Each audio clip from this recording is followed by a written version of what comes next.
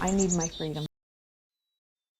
Hey everyone, welcome back to the Valiant Unicorn YouTube channel. Doing deep dives into the businesses associated with the Davis County Co-op. You was a part of the Davis County Co-op, wasn't you? Yeah.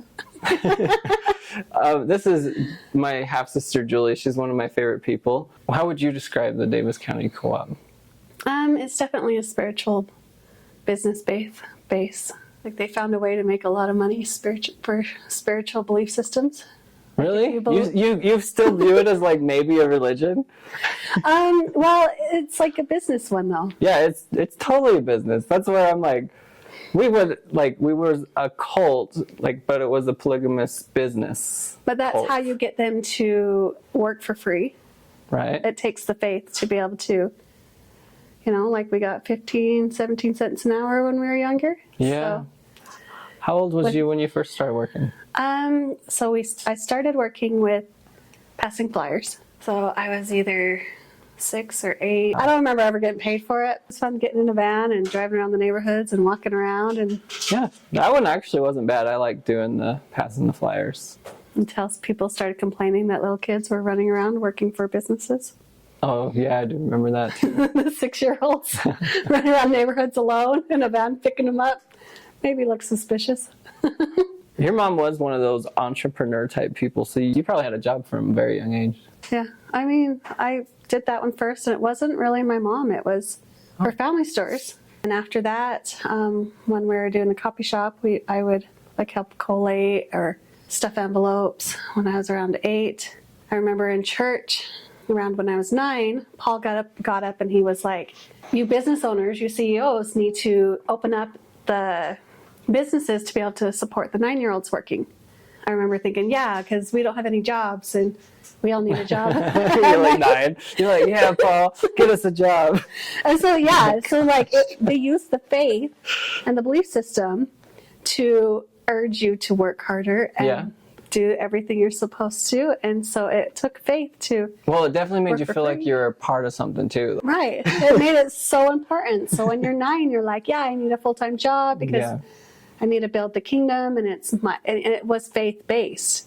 Yeah, around 12, I finally got a full-time job. Where was that at? At a copy shop. Oh, okay. So, I worked with you at the copy shop later on when you were already married and whatever, but. Yeah. So I worked at Advanced Copy. Worked really hard, did a lot of collating. At 18, so at 12, I had a full-time job there. And then when I turned 13, they started me at the property management business. Do you know if you were being paid a full minimum wage when you worked at a copy shop? Not at that age. Not at that age. It was probably 17 to 70 cents an hour. Oh, wow. Yeah. Wow. That's not a lot of money. And when I got my first full-time job, it was my job to pay for all my bills. So I bought glasses, paid for my school books, paid for my school clothes, and I went behind that month. And my mom was so upset that I did not go ahead because I couldn't afford in 1 month with that kind of salary, glasses, books, schooling. Yeah, what, 17 cents an hour? No, that's not going to get you anything. So I got a big lecture about how to produce more than you consume. Mm-hmm. That's something they always told us. Budgeting and how to not be a burden on the church. Yeah. That was quite an experience. Yeah, I wanted to bring someone on that actually knew more about people being signed on the businesses. Yeah. And you actually had I'll let you tell the story because you know it better than me. So yeah, when I turned 13, I started in the property management in the office. I remember signing these checks and signing these papers thinking, who is this person? You're signing their name? Yeah. With your own handwriting? Most of them were stamps. Okay. There were a couple things we had to do with our hand, but we just copied what they told us to do. Okay. Did what they said. You just trace it over it. Yeah. And you're 13, 14. And whose names are you signing? Are these important people? To them. Later I'm realizing, because I was 13, 14, I don't know what I'm signing. I'm just signing what they tell me to. But later on I realized which moms they were, that these moms weren't even in the office. and realizing, oh, these are notaries and they're signing but some of them are business owners and they're not even there. So maybe they know that they're business owners. Maybe they don't. I would assume they would need to know to do some paperwork, but I'm like their taxes and stuff. Yeah, But like, honestly, I'm signing the checks. I'm signing oh wow, all their forms and their financials and their. at 13 and 14, you guys, she's just making all these business decisions. They just said sign these here, and they'd give me a pile, and at that age I didn't understand exactly money because I had piles of checks like this high, and I would just sign them and put them in the bank room and they just said, this is our task, and we did the task, and I never thought through, hey, wait, this is like $1 million in front of me. Yeah. I just did what they said, put it somewhere, put it in the book, signed the financials, moved along. Wow. So on the phone you were telling me about Sally. I heard a rumor that she was telling people that she was just home with her kids and didn't even know exactly what they were signing for her. And so hearing that, I'm thinking about all the times I signed for other moms. So you're signing for other moms, and Yeah. so now you're kind of like putting two and two together. Mm-hmm. Like maybe they don't, maybe she didn't know. I mean, I never saw those ladies there. Yeah. They weren't in, I was doing the financial books. They weren't there doing the financial books. I was in the big meetings. Well, that's kind of didn't see weird because them. we've also seen like weird documents that the orders come up with that have notary signatures on them. Mm-hmm. And so these weird documents that have notary signatures on them, do you think it was 13 and 14-year-olds putting those signatures on them? Absolutely, I did it. Oh my gosh. And I remember messing up and putting the wrong thing. And I remember, because you're a kid and you don't know what you're looking at. They just say, this is step 1, step 2, step 3, step 4. Now do this all day long. Oh, wow. And it was like millions of dollars just going back and forth. And Wow. I didn't think anything of it because this is my job. We just do it. Yeah, I mean, really, at that age and in that culture, you really didn't question what they were telling you. Yeah, I mean, you're 14. It's just a job. Yeah, everyone has one. I did get a lot more freedom once I got a job in the order because they did expect us to basically support ourselves. You got better clothes, Yeah. better food. Yeah, everything. We didn't even have anything, like not even a vacuum cleaner until I got a job to get one. You could just you can get whatever you want. So Get a bed. I know that I wanted to talk about advanced copy and printing because I worked with you there. So for anyone that doesn't know what advanced copy is, it's a printing shop. Today they operate under Lighthouse Copy and Printing. Oh, that's cool. Yeah, they changed their name. Sometimes it's helpful to restructure a business when you're trying to just zero out some things. Yeah, maybe I should change my name. Valiant Unicorn is kind of interesting. It's just like, all right, how old am I? No, I think that's beautiful. What did you do advanced copy when you were like? So when I went, after doing all the financials for a while, I got to go back to the copy shop. I started out as the graphic designer. Obviously, when working at an order business, you're a graphic designer and everything almost. Yeah. And so I got to do the front desk, everything, and then eventually got pulled into the accounting of it.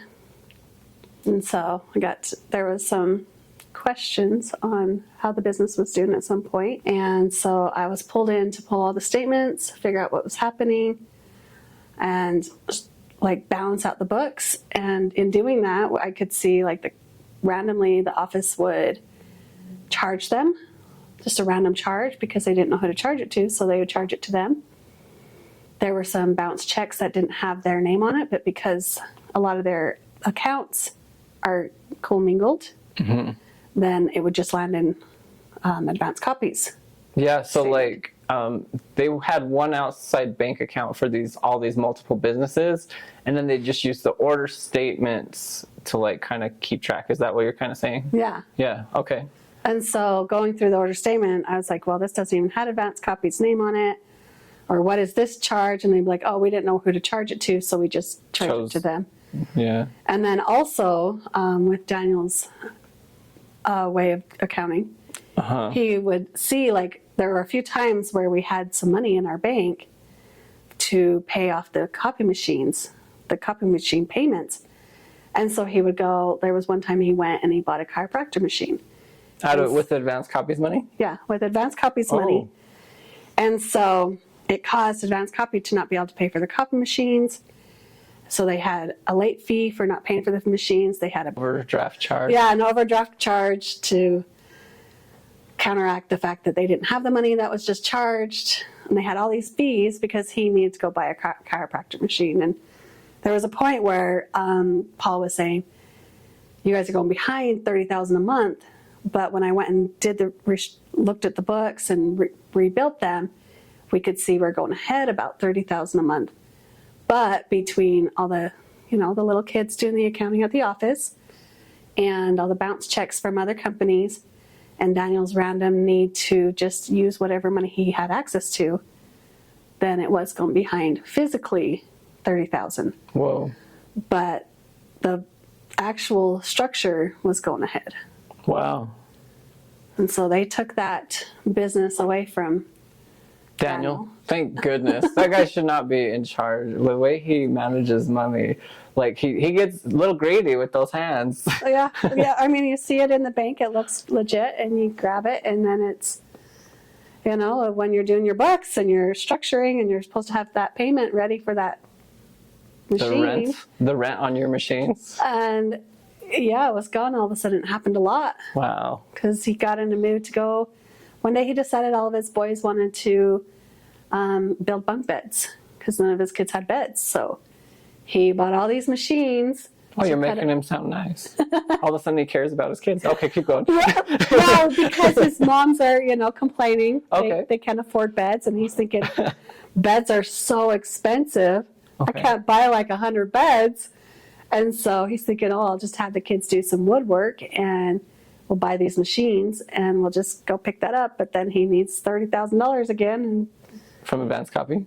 Most of the time. Mm-hmm. Oh, wow. I think it was either A1 that paid it or Advanced Copy, because it was between the bunk beds and the time he decided they're going to start a band and do drums. Oh, I remember. Yeah, when the Battle of the Bands got real big in the order. And so he wanted to help supply that for the kids to have something to do. And so one of them the A1 paid for, and one of them the copy shop paid for. Wow, that's really interesting, because I know certain families would get that kind of beneficial help and others wouldn't. So yeah, that was interesting. Yeah, he was more involved in some of his kids. And when those boys were growing up and needing something to do, he thought, well, they really like this, so let's help them. And I feel like Daniel had a rock star in him at one point. I guess when you have access to $30,000 a month. Right, yeah. I mean, you can do whatever you want. You have all these companies, you can just, I'll just take that money, I'll take that money.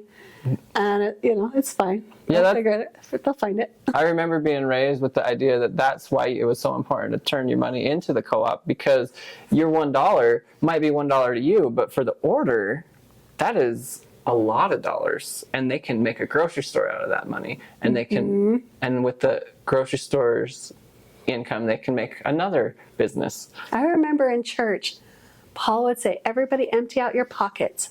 If any of you have $1 in your pocket, think about if everybody turned that $1 in, how much money that would be and how much more we can grow as a business.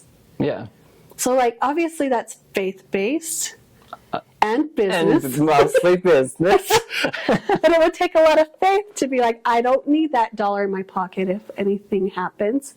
The order can use it more than I can. Yeah, my experience growing up in the order makes me think, should there be a religious tax write-off? And if so, should I be a religion?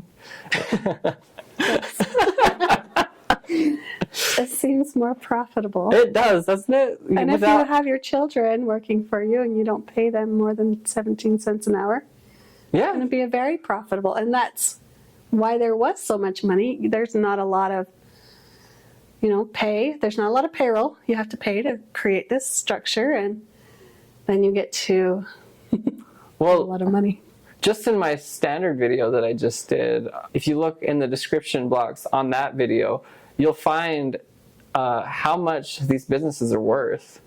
And I kind of am heartbroken that there's a lot of families there that are dumpster diving, and because the resources are there, that the order is in the billions as far as what they own and their net worth. Mm-hmm. So there's got to be a way that they can be there for their members better. Like, that's the hardest part, because looking at what my mom built there, she was profiting $30,000 a month. That's pretty good. She was making probably $9 an hour. And how many kids does she have? She had 13. Oh my gosh, $9 an hour. So she was jumping in the garbage. She was, she had to do everything. Yeah. And she knew she gave all her children's life for that work. Yeah, for that. And she believed that she was building this company so her kids would have a job and always have that structure. And then as soon as they come around and Daniel's taken all the money out of it, there is nothing left. Yeah. And they just took it from her. So she gave away she worked 20 hours a week or a day. I was going to say, not a week. Yeah, not a week. It was like 100 hours a week, I swear. She worked all the time, and she built it believing this was building her family.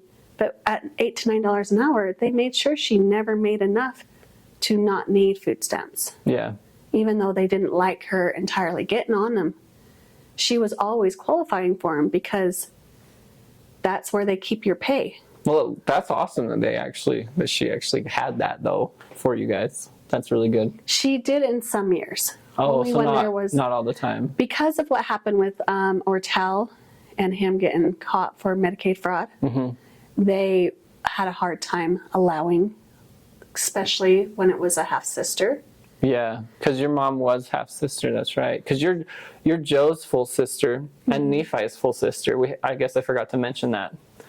So yeah, with that close relative part, they didn't dare let her have it. Because they didn't want the state involved in figuring out that there was any kind of incest or anything. But when there was big issues, because, having 13 children, there's going to be a lot of medical issues sometimes. And so when there was a medical issue, she would get on food stamps and get on everything and go take care of the medical issue for the child. And then for a minute, we had food. It should have been Daniel's statement. It should have been another his business. Yeah, his chiropractor business. Or his bottle bands. His bunk bed business. He could have built another business, but instead he just wanted to pretend it was the coffee shop so that no one would question. And so that he could just go to the order bank and get the funds and not deal with any hassle. Mm-hmm. They're like, well, they have money. I saw it in there. Well, he's doing it for the coffee shop. Yeah. So why would they care? He's a steward. He knows what he's doing. Yeah. Not anymore. They decided to take his name off that business. Right. So she gave everything, and when they took it away, she got really hurt, and it never went back to her kids like she had dreamed. Yeah. Ugh. Yeah, that's kind of one of those documents that came up, because when she died, didn't she have a life insurance policy? And then you got all of a sudden they came up with this notarized document that had your name removed from the inheritance, right? They had a will where they had me removed. They had a lot of things. But the name on it, your name wasn't even spelled right. Yeah, they didn't know how to spell my name. Which was ironic, because supposedly she wrote it. Yeah. And it was notarized. Yeah, I don't know how the order pulls this kind of shit. Right, yeah. There were a few things. I just kind of backed up. At that point, I had already left. At that point, I was like, I could tell it was a huge battle. I couldn't believe, what money, supposed money. Which never came to fruition. There was no, because it turned out that because the way that she kind of just let herself die. Well, she claimed she didn't know that she was sick. Mm-hmm. And her dying within the first 2 years of getting the life insurance, within the first 6 months, raised a very red flag. Okay, so they just paid out what she paid into it then. The premiums. Okay. So, you gotta be honest. Yeah, makes sense. Thank you for sharing that. I know it was really hard, and you was really close to your mom. being the oldest and all. So it's hard not to be close to your mom when you're the oldest. Yeah, I feel like the moms there are the fathers. They provide for the food, they have all the income, and then the oldest kid usually ends up being like the mother. Yeah. Because they're home, supporting the children, taking care of the structure of schedules and everything, and feeding the kids. And I definitely feel like a mom. you never know. But I'm trying to think, is there anything that we should talk about? Lighthouse printing. I didn't know it was Lighthouse printing. I did notice it looked different. One of Daniel's brothers, and he took over because, well, Daniel wasn't letting that business go ahead. I think in some ways then Paul was noticing, the leader was noticing that, and that he was just dipping into whatever funds they had. And so he wanted to have less options to do that. Because I felt like with A1 having a lot of cash flow, he would dip into there first. Obviously, my mom would notice. At the coffee shop, she kept track of everything. It made it easier for him to take from A1. Yeah, we'll have to interview Nephi on A1 because he was actually a CEO of that company at one point. So that'd be interesting to see his perspective. I guess I could tell you some of what I remember of working with you at Advanced Copy, because I don't really remember a lot. I was only 14 at the time, 14 or 15. Was you really? I think I was I think I worked there 14, 15, yeah. Huh. Did you think I was older? I thought you were way older. But I mean, I was probably 19, 20. I remember like a customer came in and they're like, they asked if someone else, I was the only one there in the front, right? Right. And then they're like, is there anyone other than a 12-year-old? I'm like, I'm 14. You told the customer that? Yes, I did. I was always told to say I was at least 18. Oh, wow. And so I just always made up that I was older than I was. And I believed they believed. Oh my gosh. I did kind of a stupid thing that time too, because that lady was really upset. This customer was really upset because she had previously ordered some business cards. And I think Jessica was the one that helped him. But then she Another 14-year-old? Another 14-year-old, yeah. We're the same age. You probably know Jessica, for she's from Escaping Polygamy. But I worked there at Advanced Copy and Printing, or Lighthouse Printing is what it's called now. But back in my experience, it was Advanced Copy and Printing, and I worked with Julie and your sister, who ended up marrying your husband while you were there, and also Jessica and Andrea. Yeah, and it was right about when they left. It's really all I really remember is like you and your sister like butting heads, and like one day you're best friends and one day you're not, and then all of a sudden she marries your husband, and I don't know. That was a weird experience for sure. How was that for you? Yeah, it was a lot of confusion, a lot of chaos. It was a lot of confusion for her because right before she was about to get married, they actually changed laws. So she couldn't get married till she was 18. And that in that structure, it's hard to wait till you're 18 and it's frowned upon and you're an old maid. And with me being able to get married earlier, she found a lot of reasons to be upset. I don't know. Why should she be jealous? The guy ain't much to look at. Oh, man, I mean. Yeah. I mean, it was just really hard for her because she was supposed to get married, and because he had plural wives and everything was the way that law was structured. It was too much of a liability. Yeah. Legally. So she had to wait. So she was upset that she wanted to get married. And then she would talk to me, and, you know, there is a process of purchasing and setting up getting your next wife. And so I got involved because being married to him, it was my responsibility to make sure that was lined up. And whoa. so it was pretty dramatic. I mean, like looking back now, I bet it's even more dramatic. You're like, I groomed my sister to marry I was groomed to groom my sister. Oh my gosh. between my But you parents. wasn't even like... I was like 21. Yeah, it was a very stressful time. Wow, I bet. It's a hard family structure to be in. Yeah. She has more kids than you now, though. Yeah, I think it's like 18. She has 18 kids? The hell? Gosh. There's another mom there that has 21. I know, but like, why are these people trying to like outdo? Because you need your trophies and you need Something. to show how good you are, and that's part of it. Yeah, I remember your sister just being like, honestly, she was a bombshell. Anywhere else in the world, she'd be like a model. I don't know why the heck y'all choose to be there. Well, choices are different Yeah. than when you're brainwashed. And looking back, that wasn't much of a choice. Like, my choices were not there. That was it. There weren't choices. There were, there was a lot of things I thought I had choices on, and then there weren't. And then you give up the fight. Yeah, maybe if you guys want to hear it, just leave in the comments that you want to hear more of Julie's stories. Pretty much. So it's like, there's your choice. It's kind of like when they put a baby elephant on that chain, and it tries to leave, but it never can. And then it grows up, and obviously the chain's not going to chain it down, but it doesn't know it anymore. Yeah, and I think that's the mindset of like your sister who has 18 kids, 16 kids, or whatever it is. Like, Jesus. Yeah. Well, I mean, that's how you show how good you are.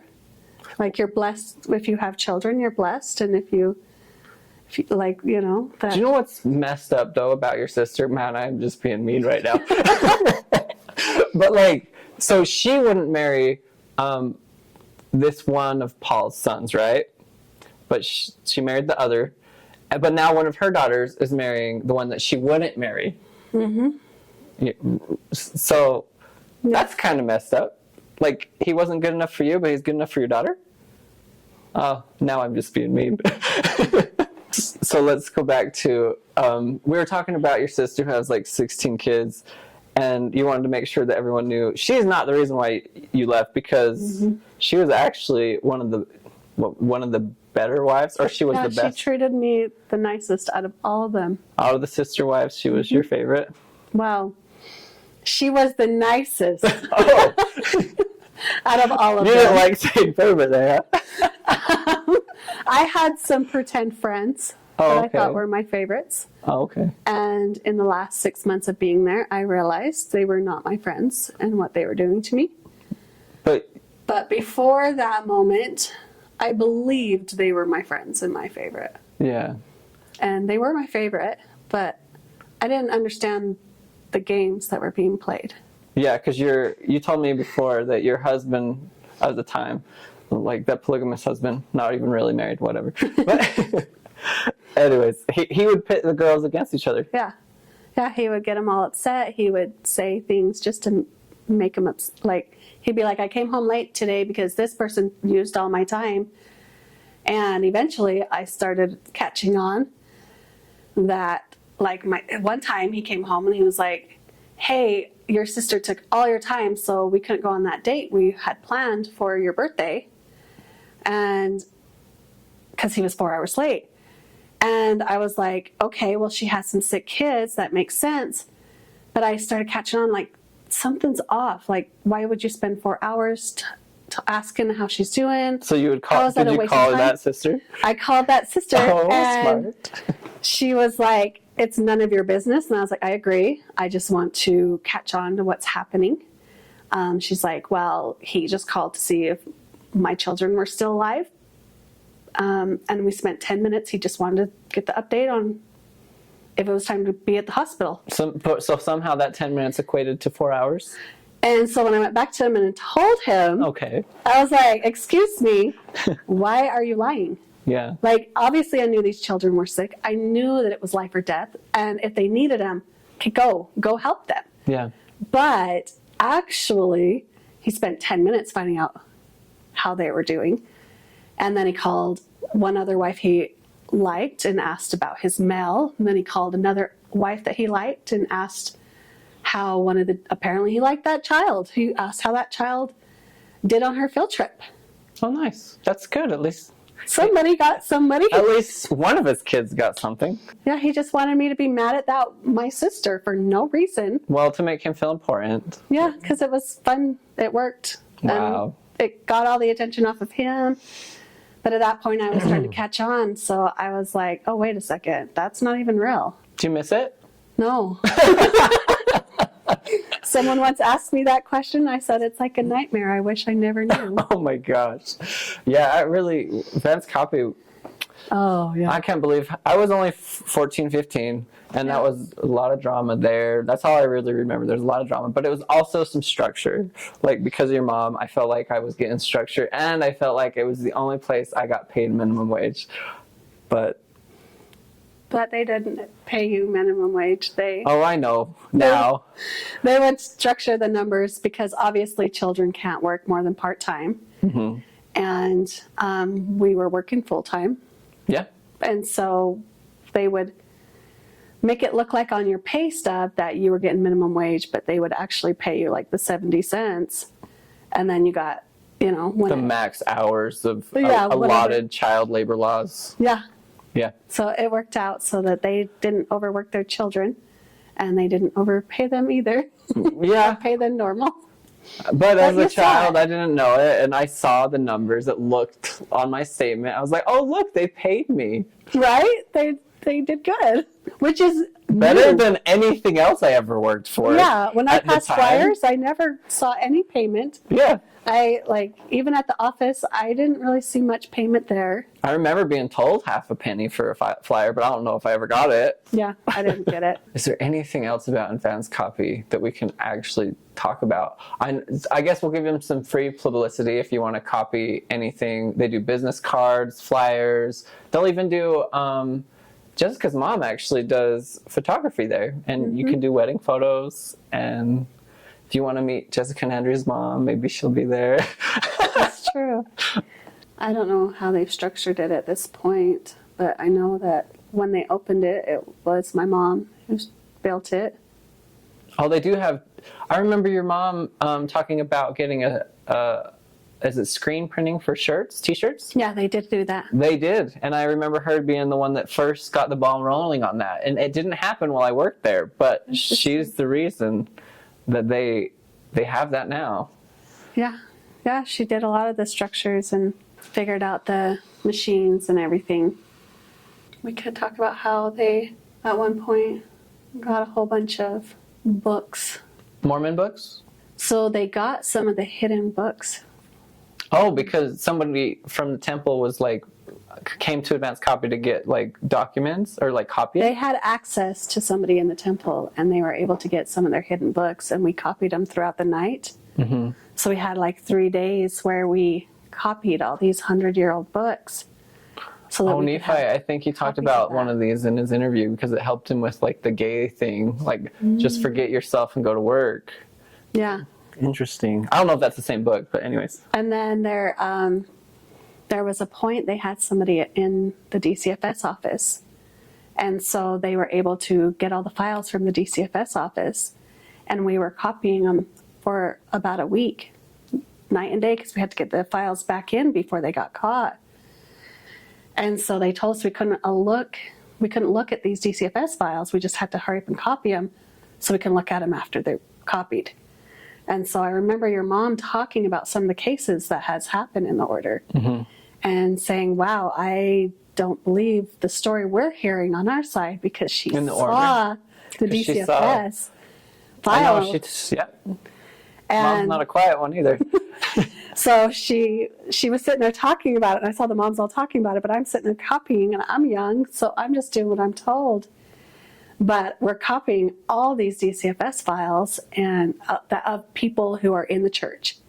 So they got all the files from DCFS of the people who were in the church. And we were just copying all these pictures, all these things, but we just did it so fast so that we wouldn't get caught because we had to get it back in the file cabinets. Oh, wow. And so we worked 24/7 when we had that one. So that wasn't even, I was thinking the LDS church. You're talking like the both. state. We had the LDS church. We got some nice access. Secret copies of the Stuff. secret documents. And then you got like the state. Yeah. Because they were copying like state cases. Mm-hmm. Wow. So, there was a big need for them to have that company for the church. Yeah. I mean, yeah. There was a lot of, that's probably why we get some of those kids back when they get taken away, like when I got taken away. There's something going on. Well, they do have like the order has a lot of resources, so and they got a lot of pull. Well, they got a lot of people. Yeah. That can go a lot of places at this point. It's nice to be a part of something, but it's also nice to be free. Oh yeah, that's a lot easier. A lot more peaceful and a lot more, yeah. Yeah, freedom comes with a lot of responsibility, though. Mm-hmm. So if you're still in the order and you're afraid of leaving, yeah, maybe for good reason, but I would say it's worth it. Right. Yeah. And it has been really hard because, you know, my mom is passed and They didn't let you go to the funeral. they let me go to her funeral. They didn't let me go to Rachel's. Oh, wow. Yeah. So Rachel's I wasn't allowed to go to, but somehow they let me go to my mom's. Wow. Different. Yeah, Rachel's story is a big one. That's the one we'll have to, if you ever even want to talk about that one, because that's a big one. Yeah. So yeah, it was interesting. But even at the coffee shop, they would have us do the funeral things there. Oh yeah, we did funeral. What is those things called? Obituaries. Is that what it is? No, because my mom didn't get an obituary. I wonder what these are called then. I don't know, but we would make those. Yeah, whatever those things are called. And they also did wedding invitations. They still yeah. do them. Yeah. So if you want to go. And at this point, with how many people they have like 2 or 3 weddings every weekend. Yeah. It was at least every month back when we were there. Yeah. But it was shocking when it was like twice a month. But now, like even when that magic show was going, they said, oh, a lot of them won't make it because There's a wedding that weekend. there were 3 weddings that weddings weekend? at that same time. Wow. So And so, we went to Magic Joe's magic show with Macy Kate. It was good. great. But yeah, there was order people there. It was really weird. I had a brother come up to me and he was like, and I was kind of a little bit rude, but in my defense, he was a little rude too. He come up to me and he was like, do you know who I am? And he's like, and I'm like, nope. He's like, I'm your brother. And then I was like, oh, I got a lot of those. Some of them are assholes. And I was like, I don't know who you are or which category you fall in yet. So nice to meet you officially. Right. Yeah. But Yeah. That was a really fun show, but yeah, it's been very busy. So there's a lot of things that they needed that shop for. yeah. So when he did take it over and he did lower the hours and Can we say? probably not.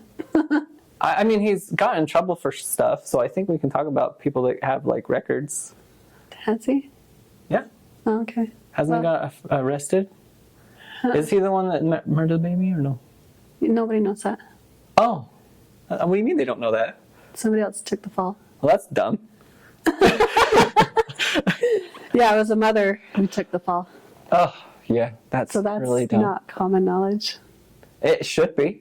I It agree. sounds like it is because I know about it. I did not know until I left. Really? I knew while I was there. I had no clue. Wow. And when I left, somebody was like, well, you know, he did that. And I was like, nah, she fell. Well, that's just what they tried to say. But yeah, that baby Yeah.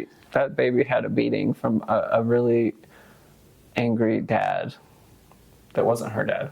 I mean, having access to the TV and everything really helped, like with that first case back when Diane beat his first daughter he beat. Mm-hmm.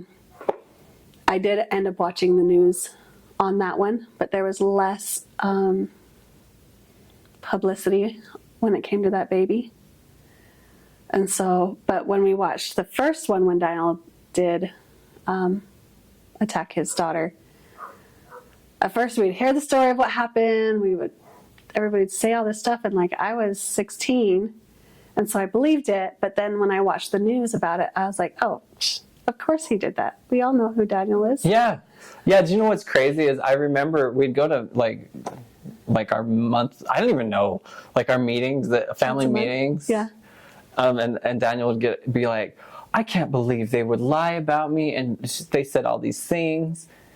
But we also knew what happened. Yeah. So when later, I actually never even looked at the case until I left the order. And then I read it for the first time, and I was like, where did she lie? Yeah. I didn't see a lie in any of this. That's kind of what I came to when, like, I totally believed his side, but then I saw it on the news and I was like, well, obviously he did that. And like they showed her bruises and I'm like, well, that's pretty decent compared to what he can do. Well, I don't even feel like, yeah, because I feel like he told us that he beat her. And we knew that part. Like, well, yeah, he beat her. Well, I But- saw her that night Okay. before they went up. And I told her he was going to kill her. Oh, wow. Because I knew his violence. I knew how mad he was. I thought she wasn't going to make it. Wow. So when he came back and said, oh, that was a lie and that other people did everything, I don't know why I believed it. But when I saw it on the news, I was like, man, that's probably the lightest beating I've ever seen him do. So obviously that was him. It was not a lie. Well, they showed like the bruises on her arm, the bruises on her face, and I'm like, I've seen worse. He did way worse a lot of times. To you, even. To me. So that was a pretty light beating for What you've experienced. he had done way worse. And for what she had done, like she had ran away and came back. And so obviously there was going to be his anger. Mm-hmm. And this was before he went to jail, so he came back a lot nicer. yeah. So I got to experience his before the jail Yeah. fathering. And when I saw those bruises, I was like, that's not too bad. She got away. She got out pretty good compared to what I've seen him do to me, others. Mm-hmm. A lot of people. Yep. Woo! Yeah. Well, it's a good thing he doesn't have access to the copy shop anymore. And all unlimited money. Yeah, I guess that's all we have for the copy shop. Thanks for watching, and if you feel like shopping there, I'll leave more information about, I guess it would be called Lighthouse Copy and Printing, and I'll leave that more information about that in the description box below. But we can talk about anything you want. Each business would do better having more structures, like more businesses set up in the structure. So the way my mom, one time I went over to my mom's house and her being the accountant and understanding business law and everything. And after watching the mine go down and get taken away, she realized that if you have a business and you have them own everything, but they owe another business money. So if they buy everything from this other business and they owe someone, if you ever get sued, then that business could come in and take it first. They're first on, like if they go bankrupt. So the mine went bankrupt and then everything went to who sued them. But if you have two companies, one where they own everything, but then they owe money to someone else, then if they have to go bankrupt, this other company has the rights to everything in that business. So like, So like when WRE went to, like when that whole thing went down, AFAB, an order business, owned a lot. They owed AFAB a lot of money. So they had to, they were first So before the all government money could come all and the take everything. Stuff stayed in the order. Wow. So she's like, if you do it that way, it doesn't just go to whoever's suing them. First, it goes to who it's owed. So each company has to have a few businesses structured around it to make it look like they owe all these other businesses, but that way it will never leave the church. So it protects the co-op. So it protects the money, protects the equipment, it protects everything. Where if you sue them, well, they could go bankrupt and everything stays in the order. Because it just goes to, like you said, from W to AFAB. Maybe that's why like Standard Restaurant has like 9 different names operating all here in Utah. Mm-hmm. That's crazy. Because it's a huge company. Yeah. And it makes a lot of money. It's worth a lot And it's of a big money. hit if someone sues them Yeah. or has an issue or notices all the children working there and says anything.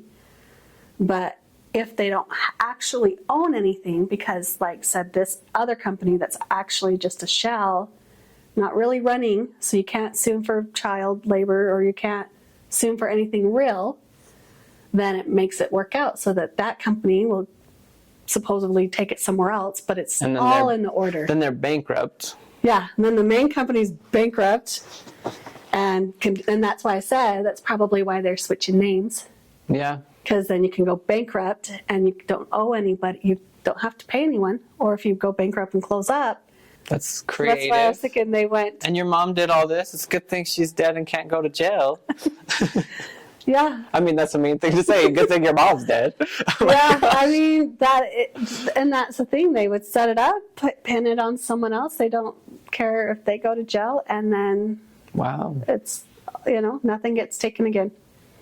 So now all their businesses are structured in a way that if you sue them, it just goes to another one of their businesses, and they'll just restructure the name, restart, and... Was your name ever on any of the businesses of the order? No, I was kind of young and feisty, and they chose women they trusted. They chose, basically, the ones that did what they were told. Pretty much. I was not very good at that. Yeah. Seventh wives don't seem to be. So last question. You was part of the Davis County Co-op, and did you have to sign anything to break away from that? They did have me sign a contract. Do you remember what it said? No, because you're so emotional going into the office, and the person in charge of the stuff back then, I really adored and I really loved, and she was really sad that I was leaving. Yeah, you get really close with these people. They're family. They're family. They're everything. They're your everything. And so it's hard to just, if I'm done, I'm going to go live a different life and make choices. You would think that would be the best thing ever. But it was hard facing her and her giving me the forms and saying, well, these need to be signed. I'm really sad about what happened. I really wish that we could do something. And that's part of the hard part is they know you're in a bad place. They know it's not good for you. They know it's not safe. They understand why you're leaving. Yeah. But it is all, and that's why it's not just a business. It is a faith-grown business. You have your time, your talents, all that you are ever expected to be is building that. And so you wake up and that's all you've ever known. Wow. I chose life. And it was not life-sustaining there. Yeah, because I remember you actually you worked with this other lady at Advanced Copy who was told her husband told her, go to bed, and because you're not sick, you're fine, you don't need to go to hospital, and just go to sleep and you'll be fine in the morning. And she wasn't fine in the morning. She was dead in the morning. It was in the afternoon. Oh, so wow. She called him around 1 or something and was like, I feel like I'm dying. I don't know if I really need to get to a hospital. And when an order mom says they're dying, they birth their kids at home with nothing. So you should probably take them serious. So when they say they're dying, they're dying. And it was Halloween. And by night, when it was time to take all the kids to trick-or-treating or the dance or whatever was happening, they found her gone. She had already passed. And you said that seeing the way that they split up her children, mm-hmm. and that whole thing, and you wasn't physically healthy at the time. Right. Yeah. So you worried about your own mm-hmm. life and your own children after if you didn't make it through. Right. Yeah, it was the same month that I was going through a lot of health problems. And it was October 3rd for me. And then October 31st, that happened to her. And I watched how they handled her children, how they handled everything. She's the one who would go to the grocery store every month. And she'd put all of her soap down. And at the end of it, she'd put a piece of, 5 pounds of hamburger and some butter. And she would always cross her fingers she had enough money for the hamburger and butter. But by the time the soap was done, and her budget was $100. For all of her kids. She had 9 kids. Wow. For 9 kids. This is her whole month's grocery bill. And she would get through all the soap. Because you need to wash your clothes, you need a shower, she'd go through all the soap, and she would have the hamburger at the back end, and every time I was like, it goes through, you're good. And she's like, but it's over the $100. It doesn't work. And her kids would put back the hamburger and butter. And so they were working for that house that she was, they were starving for that house she had bought to take care of them. And as soon as she passed, they split up the kids in half. They lost their house that they had been starving for and working for. Their mom was working so many hours because she's the one who took over the coffee shop. Yeah.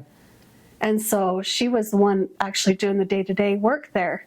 How they took care of it, I realized I could not. My kids were not going to make it if I didn't. Yeah. And I was not going to die there. So it wasn't like I was like, yay, I'm strong enough and I want to go. It was like, I don't have a choice. yeah. What is your choice? Like, your kids are going to suffer because it was not life-sustaining for me. I was not going to make it. Wow. Not being able to have medical attention when I needed it. Not having all the help when it was needed. It was too much. I'm so glad you're out here with me. Yeah, me too. It's so helpful to have you and have a good structure now and have the people who have left. And I feel more loved now than I ever did. Well, thanks guys for watching. And that's our experience with Advanced Copy and Printing and the co-op. And it's a co-op company, the Davis County Co-op companies. I think even in their church, they have like 3 names. They do. This is really, I know it's really hard to like follow us. Like, what are you guys talking about? Are you talking about the order? Are you talking about the Davis County Co-op? What are you guys talking about? They have all these names to really just try to slide under the radar. And owe each other so that you can't ever get them. Yeah.